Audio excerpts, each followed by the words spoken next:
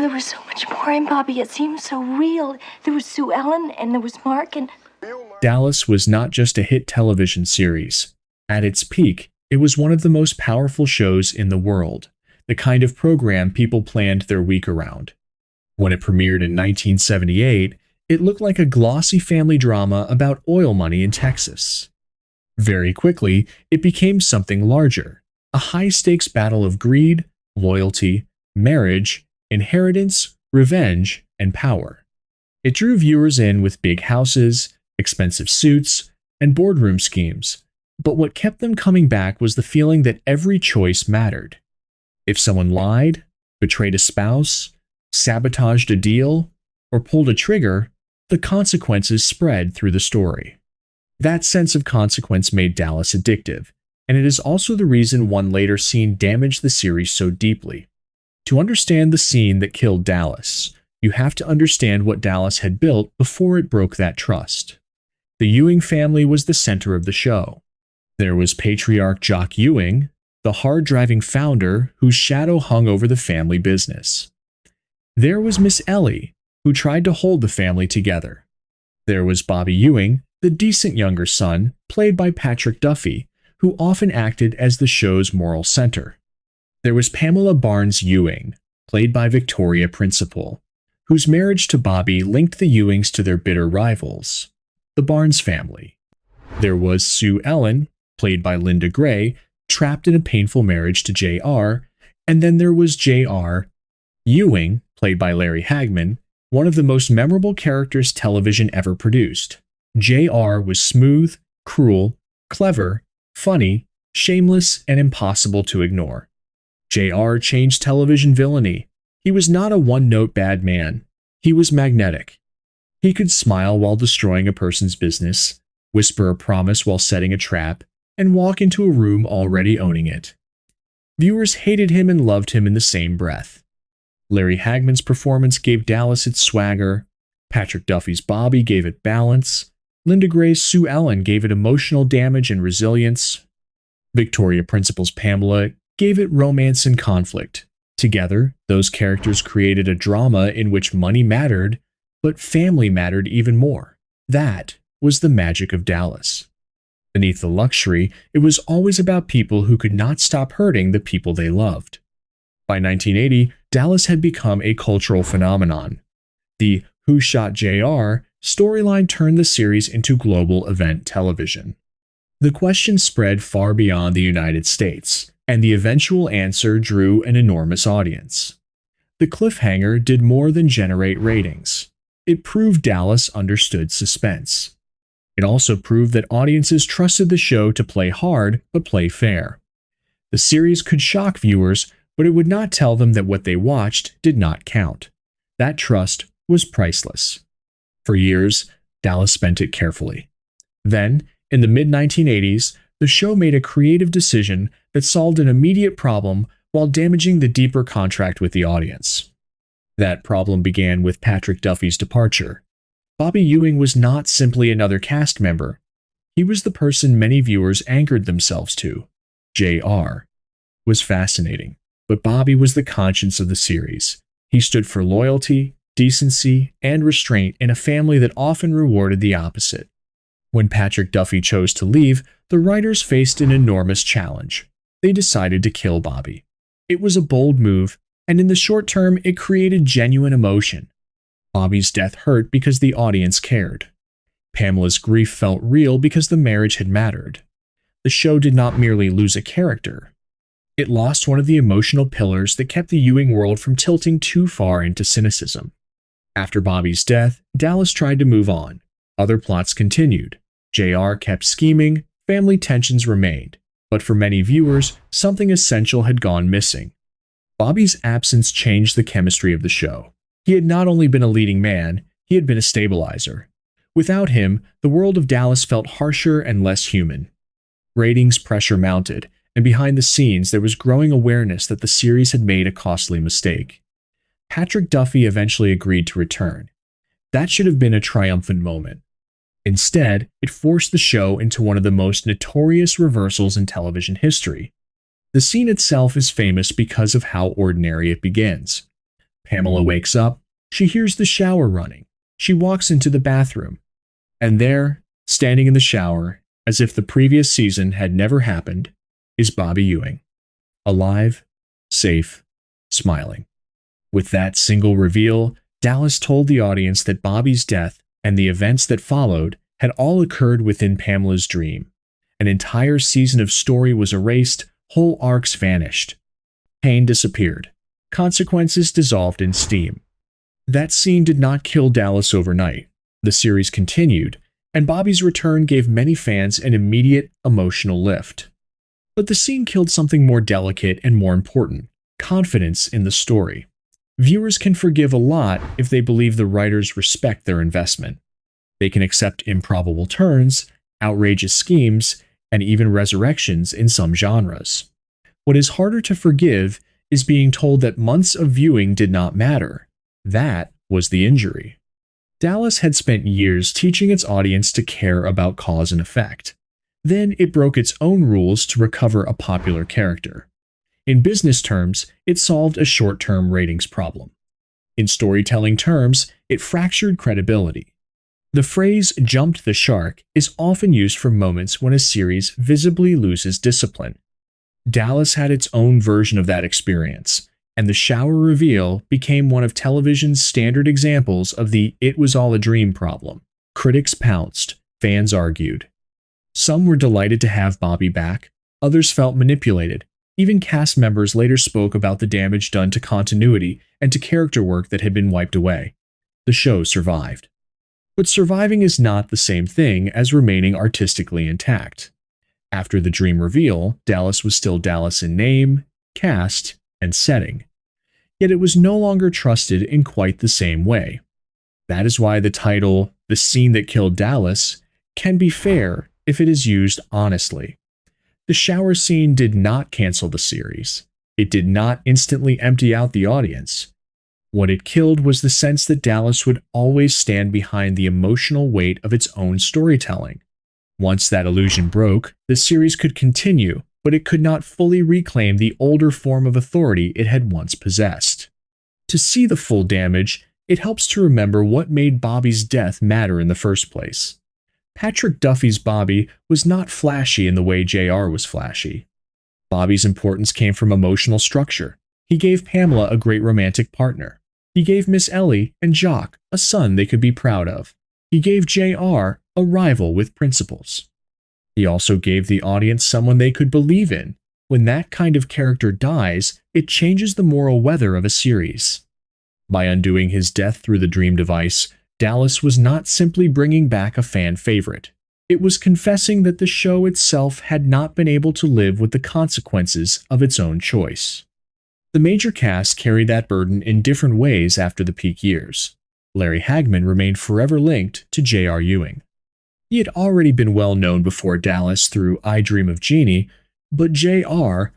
became his defining role, and he reprised it more than once, including in reunion projects and the TNT revival that began in 2012. Hagman died in 2012 at age 81, and his death was treated as the loss of a television giant. Patrick Duffy also remained strongly identified with Dallas, but his career after the show was broader than many people remember. He found major later success in the family sitcom Step by Step, which introduced him to a different generation of viewers. He returned for Dallas reunion projects and the TNT continuation, where Bobby once again served as a center of stability in a changed television landscape. Victoria Principal took perhaps the clearest path away from being defined only by Dallas. After leaving the series in 1987, she built a remarkably successful second act as an entrepreneur. She created Principal Secret, a skincare company that grew into a major business, and she has spoken publicly about Dallas as the springboard that helped make those opportunities possible. She also produced television films after leaving the series. Public profiles of her career emphasize that she eventually stepped back from Hollywood to focus more heavily on business and philanthropy. Linda Gray, who made Sue Ellen one of television's most durable portraits of wounded glamour and resilience, also stayed active after Dallas. She appeared in stage work, television, and reunion projects, and she returned for the TNT revival. Gray remains alive as well, and her public identity is still deeply connected to Sue Ellen, one of the rare soap characters who grew from victimhood into a more layered figure over time. Patrick Duffy, Victoria Principal, and Linda Gray all represent different versions of the same Dallas afterlife. The role that makes you famous can follow you forever, but it can also finance or empower the next chapter if you navigate it wisely. Other Dallas cast members illustrate the passage of time around the series. Barbara Bel Geddes, the unforgettable Miss Ellie, died in 2005. Jim Davis, who played Jock Ewing, died in 1981 while the series was still running, and the show had to absorb the loss of its patriarch. Charlene Tilton, who played Lucy Ewing, remains alive and has continued to appear in television and public retrospectives about the show. Steve Cannelly, who played Ray Krebs, is also alive and remains associated with Dallas in reunion and fan settings. Ken Kercheval, who played Cliff Barnes, died in 2019. Together, their lives tell the longer story of what happens after a giant series ends. Some performers continue steadily, some become attached to one immortal role, some leverage that fame into other businesses, and all of them become part of the memory system of television history. When fans ask who is getting royalties, the honest answer is more complicated than many videos admit. Specific residual and royalty arrangements for old television casts are usually governed by contracts, union terms, distribution deals, and in some cases private agreements that are not fully public. It is safer and more truthful to say that Dallas has remained valuable through syndication, home video, licensing, and revival interest, but the exact private income streams of individual cast members are not publicly documented in a complete way. What is public is that the brand continued to earn attention and commercial value long after the original run, which is exactly why reunion specials and the TNT continuation existed at all. The TNT revival is important to mention because it shows the strange durability of Dallas after the dream season wound. Launched in 2012, it brought back Larry Hagman, Patrick Duffy, and Linda Gray while introducing a younger generation of Ewings. The revival did not erase the past. Instead, it leaned into it. That alone tells you something. Even after all the controversy around Bobby's return in the 1980s, the emotional architecture of Dallas still depended on those original relationships. J.R. still mattered. Bobby still mattered. Sue Ellen still mattered.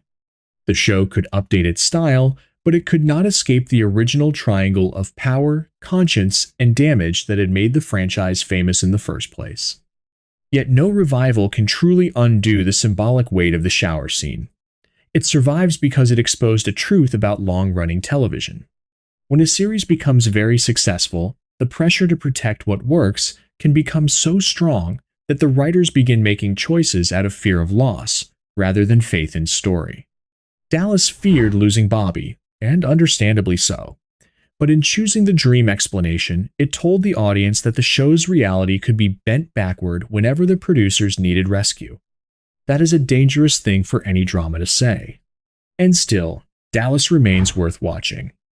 The shower reveal did not erase the sharpness of the early years, the electricity of JR, the chemistry of Bobby and Pamela, the complexity of Sue Ellen, or the sheer confidence with which the show once ruled prime time. In a way, the scene that killed Dallas only matters because Dallas had once been so alive. Weak shows do not generate this level of disappointment. Only beloved ones do. So, if we are precise, the shower scene did not murder Dallas in one blow. It did something more complicated. It punctured the show's authority. It turned one of television's most trusted melodramas into a cautionary tale about narrative reversal. It left the brand standing but wounded, and that is why people still talk about it decades later. Not because Bobby came back, not even because dreams are always bad storytelling. They are not. People still talk about it because a giant show looked its audience in the eye and told them that a year of grief, conflict, and consequence had never really happened. That is the thing the scene killed. It killed belief. And once belief dies, a series may keep moving, but it never quite moves the same way again. The broader supporting cast also helped make Dallas feel like a living empire, rather than a small stage play around JR and Bobby. Ken Kercheval's Cliff Barnes was more than an enemy. He was the permanent reminder that the Ewings had created damage that could not be buried under money. Charlene Tilton's Lucy Ewing brought youthful energy and tabloid sparkle. Steve Cannelly's Ray Krebs gave the series a more grounded masculine presence, someone tied to labor and land rather than only boardrooms and champagne. Later arrivals, including Priscilla Presley as Jenna Wade, added fresh emotional angles even as the series fought against fatigue. What Dallas understood in its best years was that a soap survives not by plot alone, but by maintaining a social ecosystem. Viewers return because they know how these people wound each other, comfort each other, and circle back to each other. That ecosystem is one reason the Bobby dream reversal caused such a shock. It did not merely revise Bobby, it distorted everyone around him. Pamela's suffering no longer carried the same meaning. Secondary stories became disposable. Character development that actors had played sincerely became retroactively unreal. That kind of move can be especially painful in an ensemble series because every performer has spent months building emotional continuity, and the audience has spent months believing it. When the show erased that season, it did not just pull a trick. It quietly announced that emotional labor on both sides of the screen was expendable.